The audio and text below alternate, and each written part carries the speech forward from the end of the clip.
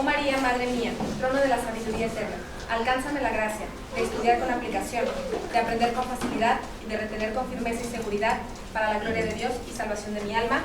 Amén. Amén. Bueno, hoy tenemos un tema muy interesante, un tema que a todos los que recién inician les va a servir mucho. Tenemos el gusto de tener aquí con nosotros a Aline Ramírez. Esta va a ser la primera charla que ella tiene aquí con nosotros. Ella es esposa de Armando, que ya les tocó a todos estar en algún mensaje de él. Mamá de 8 hijos. Bueno, 6, 2 que han encomendado a la misericordia de Dios y 6 haciendo homeschool desde julio de 2013. Estudió Ciencias de la Familia, ha trabajado como conferencista y actualmente trabaja como investigadora, científica, enfermera, cocinera, lavandera, maestra de kinder, primaria y secundaria, lidiando con los adolescentes, preadolescentes, niños e infantes. O sea que, como verán, tiene mucha experiencia. Entonces le damos la bienvenida a Aline.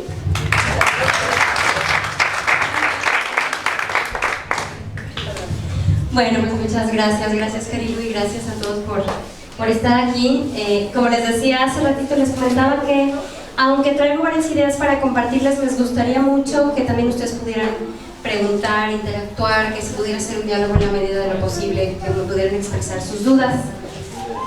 Pero bueno, vamos a empezar. El tema es la desescolarización. Encuentra tu propio enfoque educativo. ¿Sabían que el 70% de los profesionistas se gana la vida en una ocupación muy diferente a la que estudió? 70%. Si lo pensamos bien, es 7 de cada 10 profesionistas con carrera universitaria están dedicándose a otra actividad completamente distinta. Y a lo mejor ustedes podrán pensar en familiares, amigos, vecinos, hermanos que han pasado por esto o que están viviendo esto. Digo, yo pienso ahorita nada más en 3. Mi hermano, que estudió Ciencias de la Comunicación en el TEC de Monterrey y que saben que se dedica ahora a la carpintería.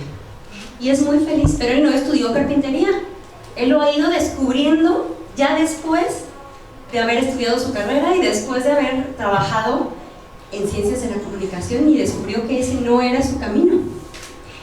Tengo a mi prima, licenciada en diseño gráfico, y se dedica a ser gerente de recursos humanos.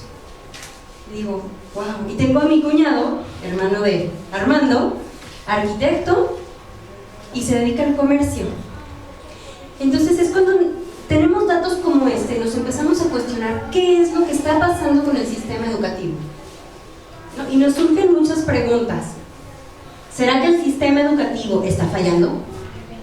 ¿O será que nosotros le estamos fallando al sistema educativo y no sabemos poner en práctica todo lo que buenamente nos han enseñado en la universidad?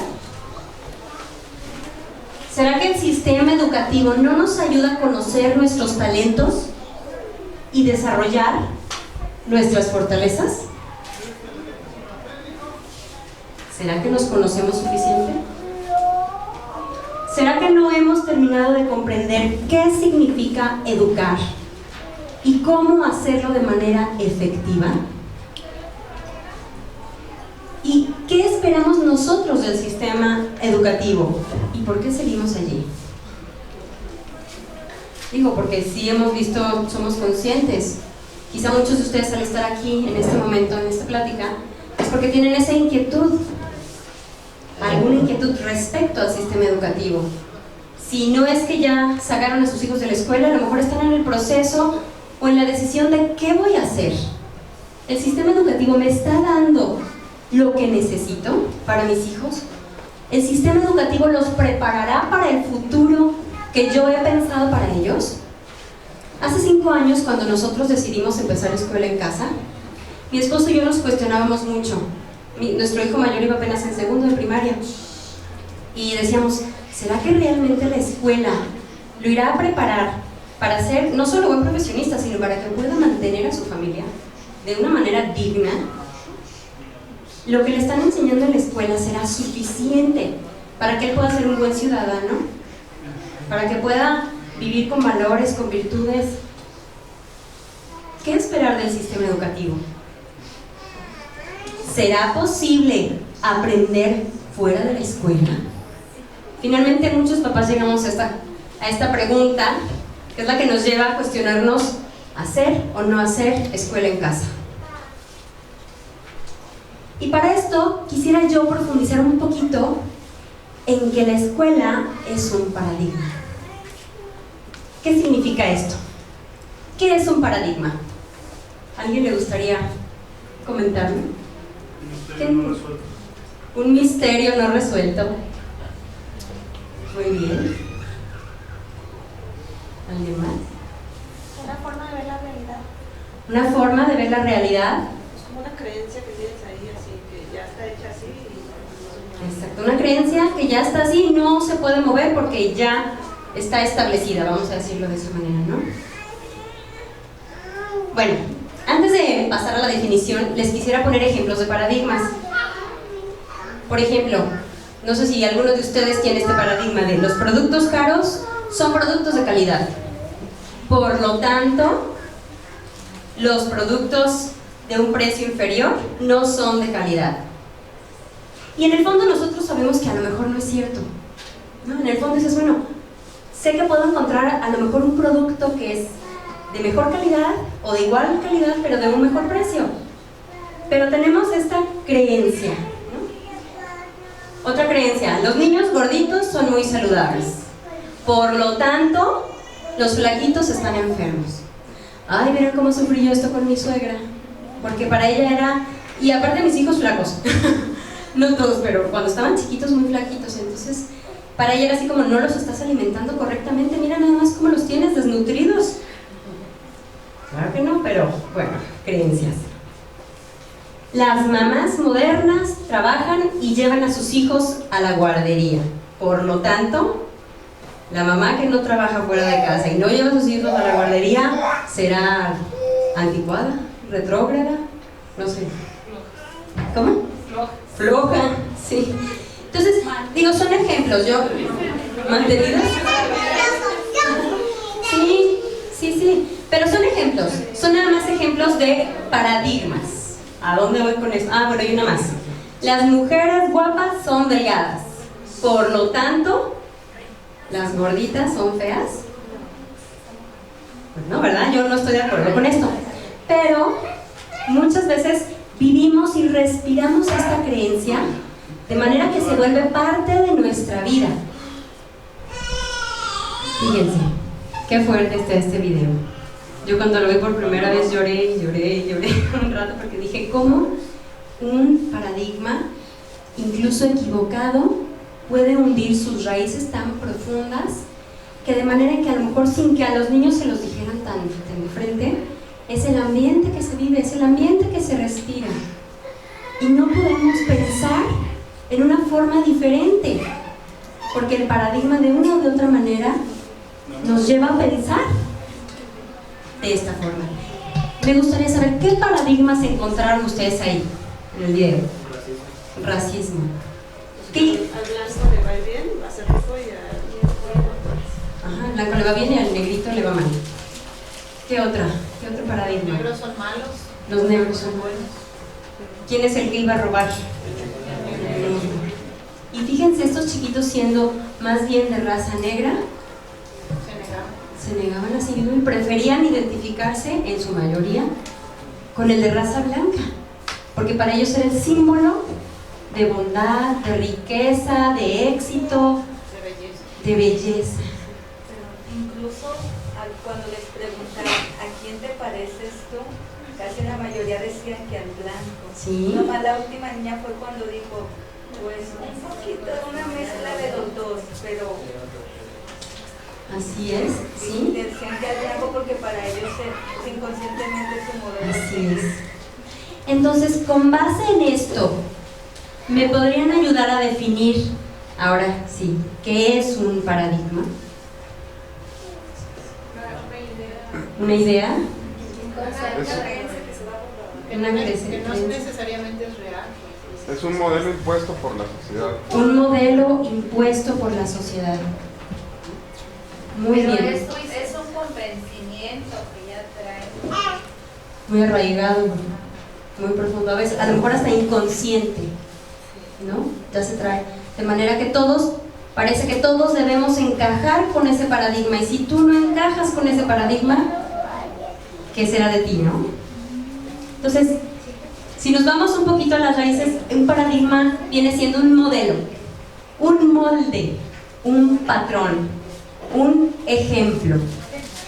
Y ese molde o patrón de alguna manera ha llegado a instalarse en la sociedad con algún objetivo, con algún fin. Y ya forma parte de los usos y costumbres de una sociedad. Y está muy relacionado con los valores sociales que se viven en ese momento en la sociedad. Y esta cosa que es bien importante, a mí esto es lo que se me hace más importante de un paradigma. Provee seguridad, estabilidad, bajo riesgo y aceptación social. Entonces pensemos, por ejemplo, en algunos de los paradigmas que habíamos dicho anteriormente, ¿no? Las mujeres guapas tienen que ser delgadas. Hasta cierto modo, se encargan de vendernos el prototipo ideal de cuerpo femenino, ¿no? Y las modelos súper requete flacas, pero ese es el patrón o modelo que nos están induciendo a pensar. Entonces, si yo no entro en los patrones o en las tallas de las modelos, estoy fea, estoy gorda. Fíjense, y de alguna manera vivimos eso. Tanto así, a veces no les ha pasado que de repente, ay, estás súper flaca, y tú, ay, gracias, gracias. Es un halago de que te digan que estás flaca, pero nadie se atreve a decirte que estás gordita, o el que te lo dices porque alguien tiene mucha confianza. Pero realmente el ser gordita no es bien visto, socialmente hablando. ¿Por qué? Porque el modelo que se nos ha impuesto, vamos a decirlo así, es el modelo de mujer delgada. Y lo fuerte es que te da estabilidad, hasta cierto punto. O sea, te da una estabilidad que solo así, y así voy a llevar mi vida, y emocionalmente así tiene que ser mi vida. O sea, si yo estoy delgada, estoy estable. Hay bajo riesgo, ¿por qué? Porque no corro el riesgo de que me rechacen. Sí, hay bajo riesgo y tengo la aceptación de la gente. Y hasta cierto punto te condiciona a pensar de cierto modo. Ahora vamos a comparar, vamos a poner este modelo de paradigma, pero en el sistema educativo tradicional. El sistema educativo tradicional ha estado, bueno, el moderno, vamos a decir, digo, porque la escuela tiene muchísimos años de existir, pero el actual tiene dos raíces: el paradigma conductista y el paradigma cognitivo. Ahorita vamos a ver, para poder entender todo este proceso de escolarización y desescolarización, vamos a ver cómo son las escuelas, cuáles son los paradigmas en los que ellas se rigen. El paradigma conductista. No sé si recuerdan aquel ejemplo del perrito pavloviano, que Pavlov le ponía la comida al perro y el perro empezaba a salivar, a producir saliva. Después hacían sonar una campana y después le acercaban la comida al perro. Entonces el perro empezó a asociar el timbre de la campana con la comida, de manera que en la siguiente fase el perro, con solo oír la campana, ya salivaba, ya no necesitaba ver la comida para producir saliva, ya estaba condicionado, y hasta de manera inconsciente ya su cuerpo reaccionaba sin que él voluntariamente lo motivara, ¿no? Ahora en la escuela es algo un poco similar. Bueno, el estímulo y la respuesta, eso es el paradigma conductista. Hay un estímulo y hay una respuesta que se espera. En la escuela el profesor es el que da el estímulo, ¿sí? Y es el emisor, es el activo, es el que hace los planes de estudio, es el que dice qué se va a estudiar, qué no se va a estudiar. Aquí lo podríamos poner no solo como profesor, sino como sistema educativo, ¿no? El sistema educativo es la parte activa, es el emisor. Y el alumno es el receptor, es el agente pasivo. Él nada más está para que el profesor le diga qué, cómo, cuándo, cuál es la respuesta y qué es lo que se espera de él. Y esta respuesta tiene que ser una respuesta observable y medible. Y esto se mide con la conducta. A ver, pensemos, ¿qué tipos de conductas son las que se espera de un niño en la escuela? Sumisos, obedientes, atentos, callados, inteligentes, que tomen nota, que sean trabajadores, que no den lata, adoctrinables, ¿sí? Que sí, oiga, pero yo no estoy de acuerdo. No puedes hablar, ¿sí? Obedientes.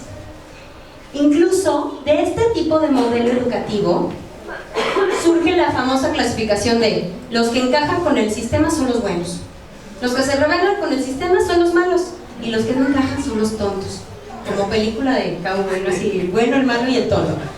Y de veras, porque, a ver, ¿quién no se acuerda de los famosos sellitos que nos ponían las profesoras en las libretas? El sellito del perico, porque se la pasó hablando todo el día y no puso atención.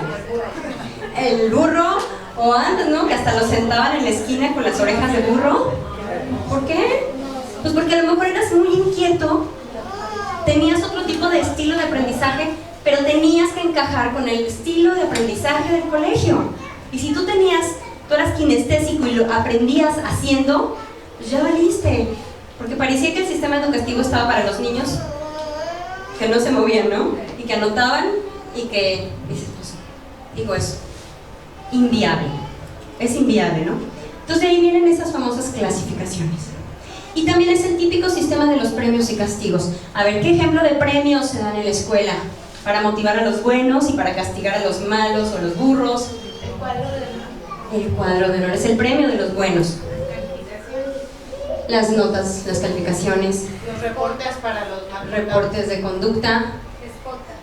La escolta, exactamente. El abanderado de la escolta. Ah, pero ese es otro nivel. Es otro nivel superior, más allá. Sí. Bueno, y no sé si a ustedes les pasó, pero a mí, como yo era de las burris del salón, a mí no me llevaban a los paseos que hacían en la escuela. Entonces yo me tenía que quedar en el salón con las 3 burris del salón.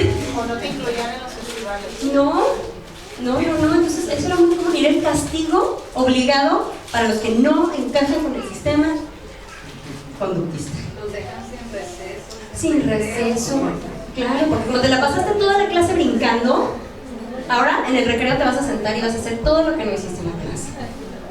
Y finalmente creo que todos vivimos o tenemos alguna experiencia escolar que compartir de este tipo. Creo que aunque ya hay muchos paradigmas nuevos, como el constructivista, etcétera, me parece, no sé ustedes qué opinan, ¿verdad? Pero a mí me parece que no se ha llegado a hacer todavía ese cambio de paradigma completo. O sea, seguimos arrastrando mucho de este modelo conductista en las escuelas, hasta en las religiosas. Con las monjitas, ¿no? ¡Ay, el típico pellizco de monjita! Sí, hasta en los colegios religiosos seguimos arrastrando este modelo educativo. Después surgió el modelo cognitivo para contrarrestar al conductista, como diciendo, a ver, no exageres, no todo es mera conducta.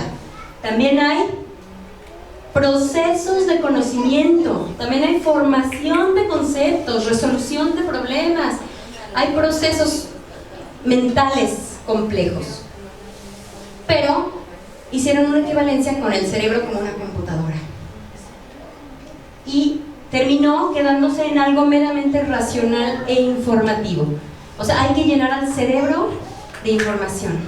Hay que decirle al cerebro cómo hacer este procedimiento y es el único procedimiento válido para la resolución de esta ecuación. Yo supe el caso de un niño que era muy inteligente en matemáticas.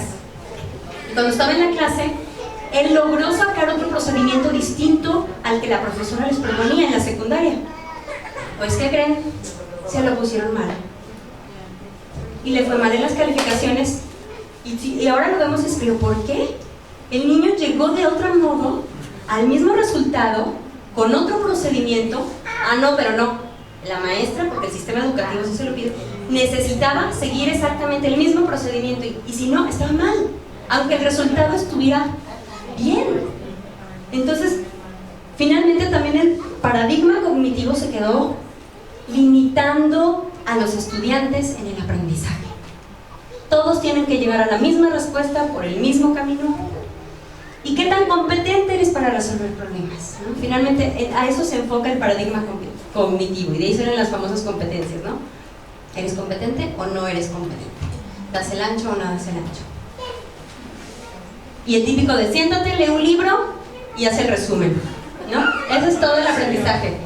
Siéntate, resumen, haz un diagrama, ya, con eso basta. Como si el aprendizaje y los procesos cognitivos verdaderamente se quedaran ahí. Vamos a ver qué estragos puede tener en nuestra vida los paradigmas.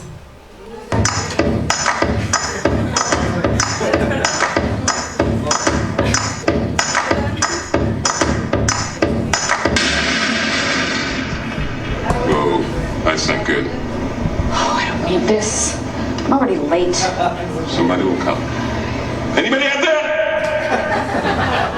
Do you have a phone? No. Sorry. Somebody! Hello? There are 2 people stuck on an escalator and we need help. Now, would somebody please do something?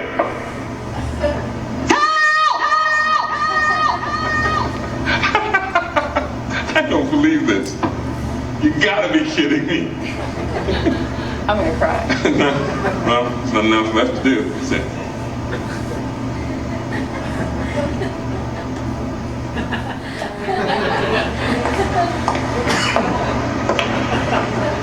Hello?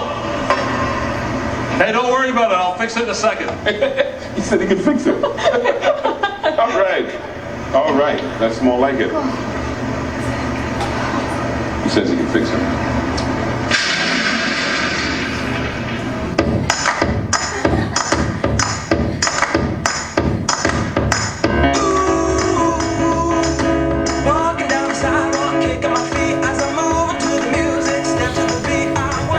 Sorprendente, ¿no? ¿Qué podemos ver aquí?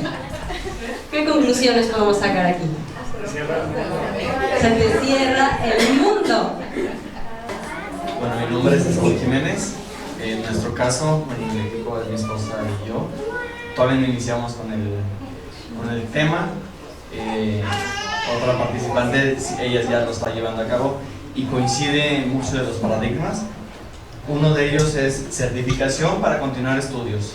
Si lo hacemos con los certificados, ¿qué sucede en ese punto?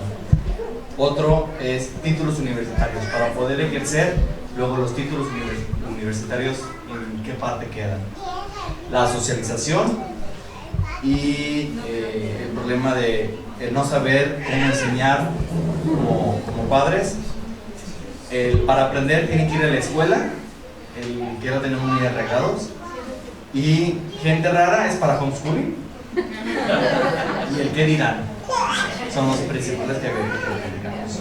Muchas gracias, pues yo creo que muy comunes y creo que todos los vivimos de una de otra manera.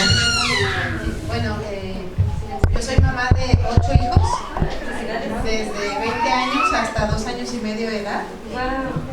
Estamos desescolarizados desde el mes de marzo a 6 de las hijas, que son las 6 que están en medio, desde preparatoria ya avanzada, 4º semestre, hasta 2º o 3º de preescolar. Entonces, nuestro equipo, los paradigmas que surgieron es que pues una escuela te da estatus, ¿no? Y mientras más renombrado el colegio, se tiene la idea de que están mejor preparados, ¿sí? Entonces, otro es los maestros están preparados y nosotros no. Ellos saben hacerlo y nosotros no. El no ser aceptados socialmente también es otro. Si educo en casa, ¿qué pasa con las otras áreas de mi vida? Porque todo el día me voy a dedicar a los hijos, ¿no? Entonces, otro es que no desarrolle la socialización. Otro más, con tantos hijos, ¿cómo le voy a hacer? Otro también importante es que sentimos que los podemos limitar en cuanto a bondades que pudiera ofrecerle las escuelas, como hasta desde los festivales, los campeonatos y cosas así, ¿no? O limitar la formación. Si lo saco de la escuela, A lo mejor hubiera terminado una carrera universitaria y probablemente con este sistema ni siquiera el interés tenga o no lo logre. Muchas gracias. Soy Verónica. Verónica, gracias. ¿Alguien más? Uno más. Ya, está condensado. ¿Coinciden, papás, con esto? Sí. ¿Y realmente esto nos llega a limitar la decisión? No. ¿No? ¿Creen que no se puede hacer de otra manera? Sí se puede, dicen por acá unos, y otros lo piensan y lo reflexionan todavía, sí. También hay un paradigma que nos han puesto mucho, es que hay un tiempo para estudiar. Hay un tiempo para el estudio. De tal a tal, si no estudiaste ya te fregaste, te gastas el burro para toda tu vida. Así es. Y esto de que nos ponen muchos, así nos dicen, incluso lo mencionan mucho, ay no, pero tú estudiar, o sea, no, ¿cómo? O sea, sí, y así dicen, ¿estás estudiando? ¿Cómo es posible? ¿Y qué puedes estudiar? ¿Y tú eres la maestra de todos tus hijos? ¿Y tienes un pizarrón? ¿Y tienes un laboratorio de química en tu casa? ¿Y cómo le haces? ¿Con matemáticas, con química, con física? Entonces, claro que parece que se nos viene el mundo encima y nos quedamos paralizados como la escalera eléctrica, ¿no? No puedo. Es demasiado para mí. ¿Hasta que alguien qué? Hasta que alguien venga y me saque, ¿no? A ver, vente para acá, sí puedes. Sí. Buenas tardes, mi nombre es Lucía. Bueno, yo quería compartirles que cuando nosotros iniciamos homeschool, mis hijos estaban en la escuela y llegamos a la fraternidad sacerdotal y estaba el padre Fryer. Y el padre Fryer nos decía que nos animáramos. Yo le decía al padre, pero padre, yo no tengo los estudios, ¿cómo lo voy a hacer? Y el padre me decía, si tienes amor por tus hijas, lo vas a hacer. Esa parte, el día que tú mueras, Dios no le va a dar a la Secretaría de Educación a pedir cuentas por el alma de tus hijos. Sí, pues claro, y de ahí ya te decidiste. Dijiste ya, no me preocupo. Exactamente. Pues fíjense que es... más grande es ser padre, es un objetivo más grande es la santidad. Sí, el objetivo más grande es la santidad de nuestros hijos. Exactamente. Y yo les vengo a proponer eso.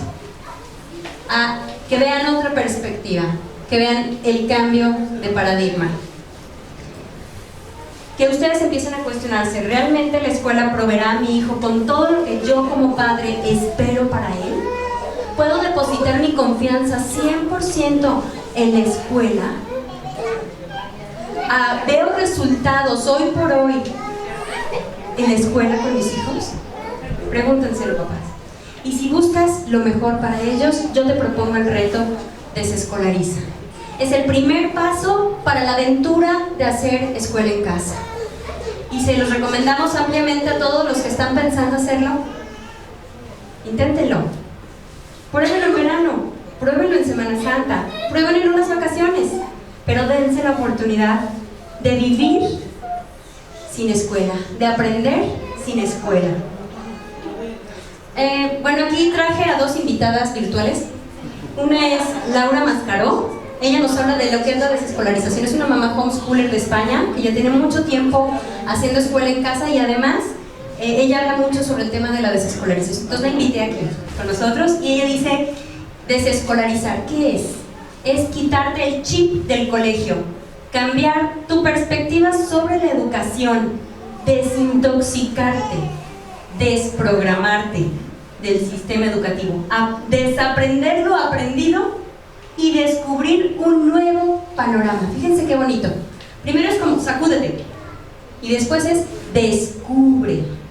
Hay algo más allá de la escuela, hay algo más allá de las carreras de todos los días, de los uniformes, de los exámenes, hay algo más allá, hay vida en ese planeta, hay tiempo en ese planeta de la escuela en casa. Y también invité a Laura Castellero. Y Laura nos dice que desescolarizar es sacarte de encima aquellos paradigmas que la institución, la escuela y la sociedad misma se encargan de recordarnos de una u otra manera. Ella también es mamá homeschooler desde hace buen tiempo y ella fundó un currículo que se llama ALAS para hacer escuela en casa. Para que los papás no estemos tan perdidos, la ayuda de un currículo nos ayuda bastante. Ahora, desde mi punto de vista, humildemente, Desescolarizar es cambiar el enfoque. Cambia tu enfoque. Si la escuela se ha enfocado a que el alumno debe de adecuarse a su sistema, la propuesta del homeschool es: la educación se adapta a la persona, no la persona al sistema. Ahí es donde está el verdadero cambio de enfoque. Tu misión va a ser enfocarte en cada uno de tus hijos. ¿Qué necesita cada uno de tus hijos?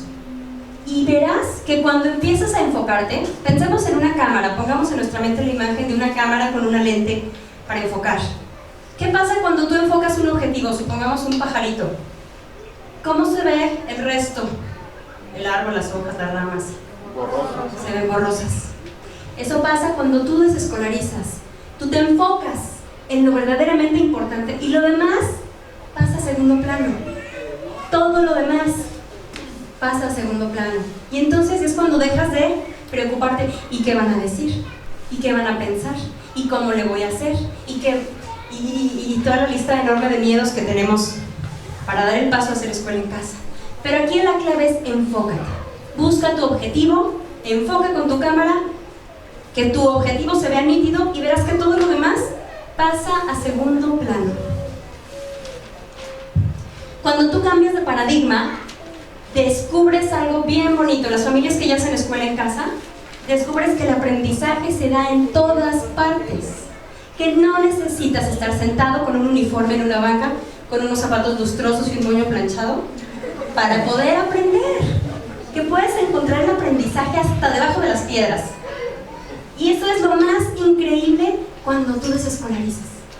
Descubres que el aprendizaje no está encerrado en 4 paredes, que hay vida en nuestro planeta. Y cuando te sales del camino ordinario, empiezas a encontrar muchos caminos alternativos. Las mamás que ya hacen escuela en casa me lo podrán reafirmar. Pero por ejemplo, las matemáticas también se aprenden en la cocina. Cuando divides la manzana en medios, cuartos, octavos.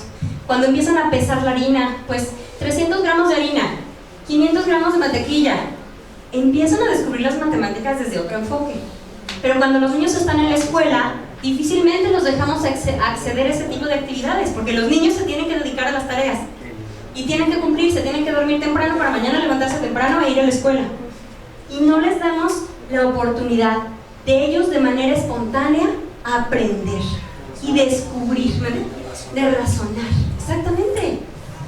Y cuando empiezas a desescolarizar, te das cuenta de esto, de que el español no necesitas machacárselo como nosotros, ¿no? A ver, los predicados, sustantivo, adverbio, no, sino que dices, a ver, si mi niño empieza a amar la lectura, si yo hago que ame la lectura, por ende se le va a dar la ortografía, se le va a dar la gramática, se le va a dar, y muchas cosas se empiezan a desarrollar indirectamente. Fíjense, les voy a contar un caso. José, niño de 4 años, es llamado por la directora junto con su mamá a cita. La directora le explica a la mamá que el niño de 4 años que tiene problemas con la lectoescritura y que no puede seguir en el colegio si no toma terapias y tutorías para seguir y para avanzar, porque él era el niño más atrasado de todo el salón. La mamá, después de decidirlo, pensarlo y darle 10,000 vueltas, junto con el papá toma la decisión de hacer escuela en casa. Y una vez haciendo escuela en casa, ella efectivamente notó que el niño de 4 años no estaba ni lo más mínimo interesado en leer y escribir, pero sí notó que le gustaban las matemáticas. Entonces la mamá decidió dejar de enfocarse en el problema para enfocarse en el talento, en la fortaleza. Entonces dijo, bueno, este niño no me voy a pelear con él porque no quiere leer a los 4 años. Y además después uno lo analiza y dices, bueno, 4 años. Todavía puede no escribir y leer. Cuando la mamá decide dar ese paso, dice, bueno, me voy a enfocar en lo que sí le gusta. Y se enfocó en las matemáticas. De manera indirecta, el niño, sin querer queriendo, empezó, para trazar los números, pues empezó a agarrar el lápiz. Y empezó a hacer trazo. Y la mamá no estaba, es que tienes que escribir, es que tienes que leer 10 minutos diarios, es que tienes que hacer la plana, ¿no? 20 planas para que aprenda a escribir. No, sino que la mamá se enfocó en la fortaleza. Y así logró que un año después, sin haber visto nada, el niño se interesara por las letras. Y fíjense, la mamá no se enfocó ni en terapias, como le decía la directora, ni en ninguna otra ejercicios y demás. Entonces, es eso, es descubrir que hay un mundo, que la naturaleza la puedes encontrar en los parques y no nada más en el cuaderno de naturaleza donde te dice partes de la planta, pistilo, pétalo, tallo. No, el niño va y agarra la planta y la desarma y ya ve las partes de la planta, ¿no? Ahora, ¿cómo lo hago? ¿Cómo desescolarizo? Empieza por ti mismo. El niño no necesita desescolarizarse. Los papás necesitamos desescolarizarnos. Ahí está la clave. ¿Por qué? Porque somos los que traemos cargando los paradigmas en la espalda y el miedo y el qué dirán y el qué va a pasar. Entonces, empieza por ti mismo, empieza a trabajar esos paradigmas, empieza por enfocarte. Cuando tú le das el enfoque educativo que tu familia necesita, lo vas a hacer de acuerdo a tus prioridades. Entonces, tú como familia tienes unas prioridades únicas que nadie más tiene. Tú sabes qué necesita tu hijo y si no, en ese proceso lo vas a descubrir. Si no conocías bien a tu hijo, desescolarizando vas a descubrir qué era lo que de verdad necesitaba. Ahora, aquí hay dos tendencias. El enfoque de desescolarizar antisistema y el enfoque de prioridades. Esto yo lo he visto y se los planteo así porque así lo he visto. Cuando desescolarizas te haces consciente de las carencias educativas y empieza uno como a querer atacar al sistema educativo y es que el sistema esto, y es que los maestros, y es que la SEP, y hay una tendencia de volverse antisistema, ¿no? Y ya no querer nada que ver con el sistema educativo, así como, yo ya no voy a ver nada de libros, ya no voy a enseñar a mi hijo a leer y a escribir porque eso me recuerda al sistema educativo. Se los comento porque lo he visto, a lo mejor a ustedes todavía no les llega eso, pero... Y el otro lado es lo que les decía, una cámara fotográfica. Haz nítido tu objetivo, enfócate en la fortaleza más que en la carencia y busca diferentes alternativas para tus hijos. Y vas a descubrir un mundo nuevo. ¿Qué pasa cuando te enfocas finalmente en esas prioridades y lo demás pasa a segundo plano? Superas el miedo y te dejas llevar por tu corazón. Pero necesitas enfocarte primero en tus hijos y en tus prioridades como familia. Cuando ya logras enfocarte, lo demás empieza a fluir. Superas tus miedos, te dejas llevar por tu corazón, cambias tus creencias, las que hablábamos hace rato de los paradigmas. Tus experiencias previas sobre el sistema educativo ya no aplican sobre tus hijos. Los liberas. Es que a mí me hicieron bullying, entonces ya, se va. Tus experiencias personales educativas quedan fuera y ya no aplican sobre tus hijos. Tus decisiones sobre la educación de tus hijos empiezan a tomar relevancia. Ahora eres un actor importante en la educación de tus hijos. Ya no eres el papá, ¿no?, que queda excluido de la escuela y de... ¿Por qué? Porque la escuela es la que decide qué hacer con sus hijos. Con tus hijos. Entonces tus decisiones empiezan a tomar peso en tus hijos. Y descubres todo el potencial que tienes como familia. Pero necesitas dar el paso. Probarlo, intentarlo. ¿Cómo te sientes? ¿Cómo te ves? ¿Cómo te imaginas? Otra de las cosas bien importantes de cuando te empiezas a enfocar es que tus relaciones afectivas desgastadas con tus hijos por las prisas, por las presiones de la escuela, empiezan a sanar. Son de las bondades de la desescolarización. Descubres de nuevo a tus hijos, descubres sus talentos, aquello que no te habías dado cuenta porque estabas metido en el trajín de las prisas. Conoces a tus hijos y fortaleces tu relación afectiva con ellos. Bueno, aquí les voy a poner un videín hablando de... En un sin conocer cómo funciona el cerebro, será algo así como intentar diseñar un guante sin nunca antes haber visto una mano.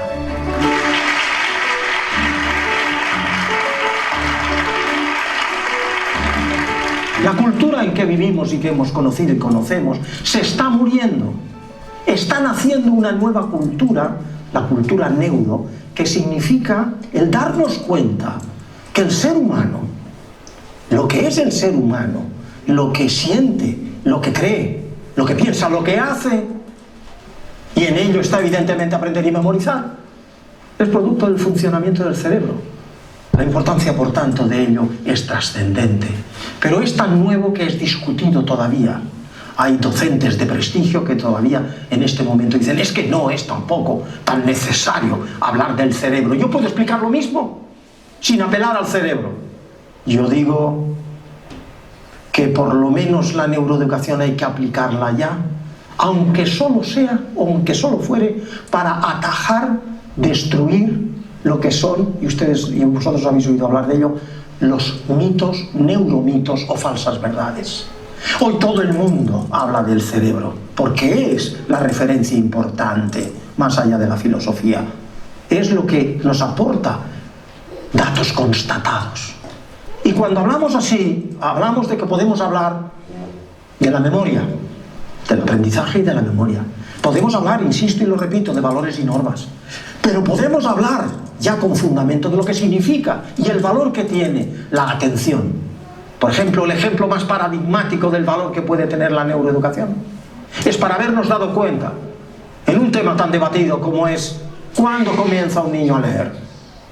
¿A los 3 años? Evidentemente no. ¿El niño que sin embargo tarda hasta los 7 años? Evidentemente no. Se estima por observación que el niño en general de un colegio a los 5 años, 6 años ya está listo para aprender a leer. Pero no todos. ¿En qué se fundamenta ahora que la neurociencia neuroeducación pueda decir algo? En que sabemos que áreas fundamentales del cerebro, como es el área 23 y 44, en fin, áreas de programa, ciertas áreas del cerebro, la corteza parietal posterior y la temporal superior, hay un área en donde la esencia de la lectura está en transformar el grafema en fonema.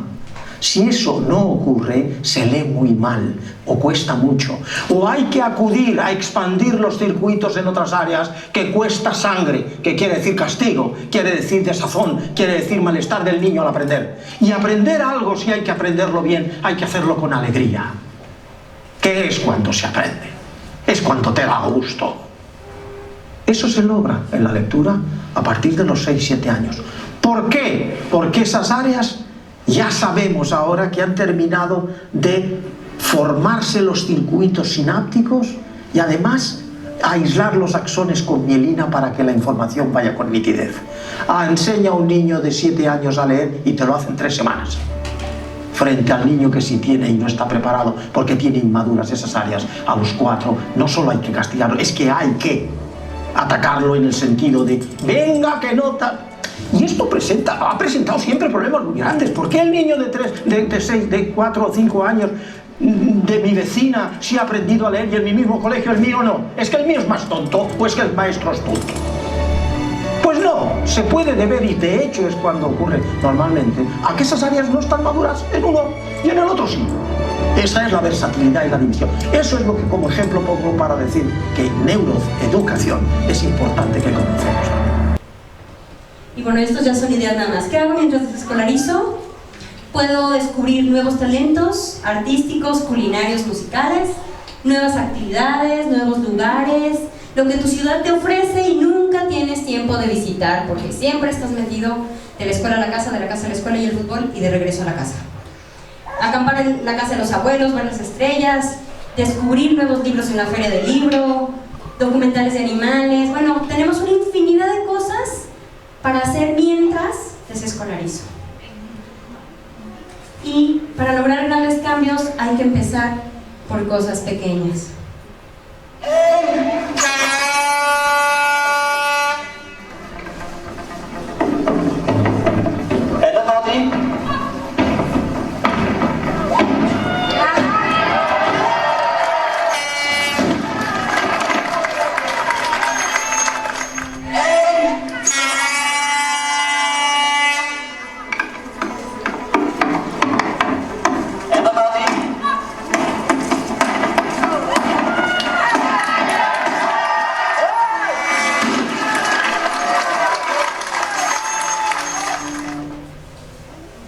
Papás, está en sus manos. No hay cosa grande sin haber empezado antes por una cosa pequeña. Y bueno, es mi invitación a mi siguiente plática, que es el día de mañana, que es como un poco la continuación de esta, donde vamos a hablar de por qué hacer homeschool no basta para lograr mis objetivos con mis hijos, la importancia de tener un plan de vida familiar y el papel de nosotros los padres como educadores. Muchas gracias.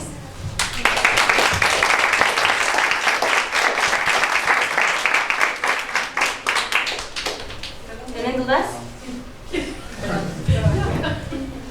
Bueno, yo tengo dos dudas. Yo soy mamá de familia numerosa, tengo 6 peques. A mí mi miedo era iniciar con todos. Y todo el mundo aquí me lo recomienda, inicia con todos. Algo que acabas de decir me llamó la atención, que dices, tengo que enfocarme a lo que necesita mi hijo, así.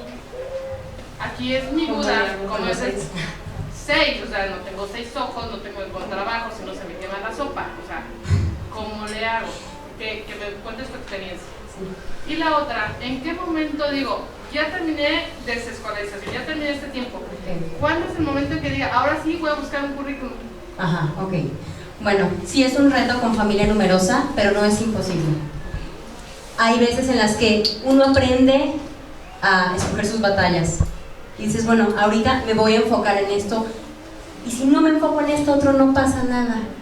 Por ejemplo, mi hijo de 4 años, que es el más chiquito ahorita, evidentemente pues se la pasa jugando.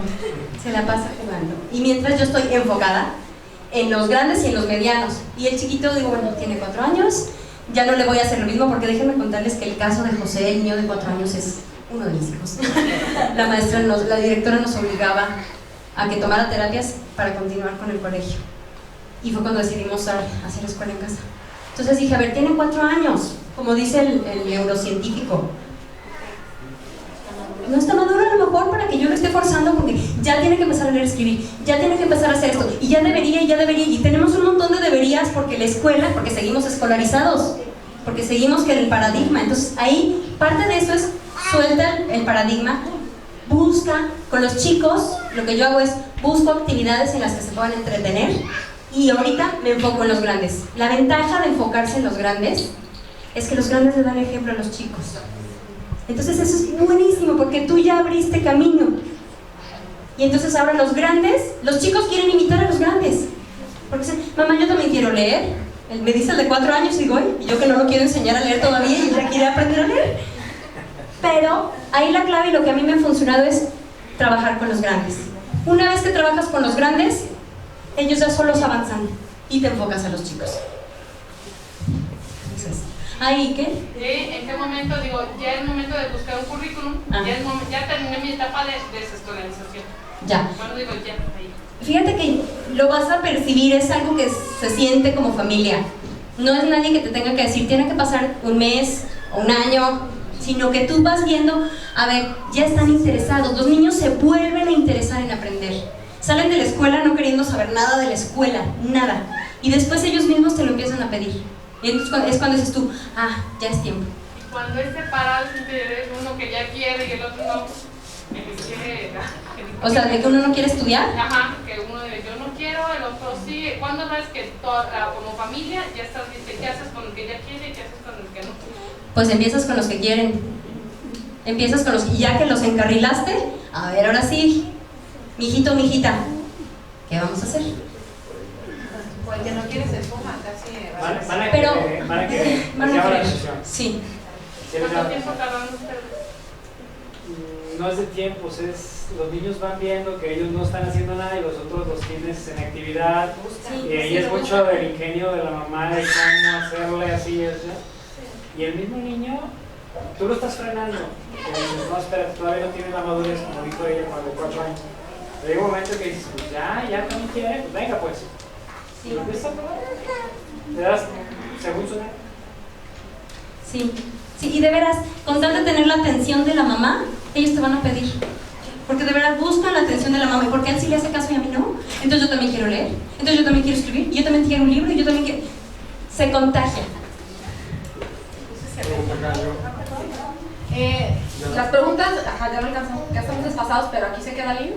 después ahí la buscan y la atrapan y no la dejan ir y le preguntan lo que quieran. Ya ahorita seguimos con la siguiente charla con el padre. Muchísimas gracias, Aline. Muchas gracias, muy interesante. Muy útil para todos.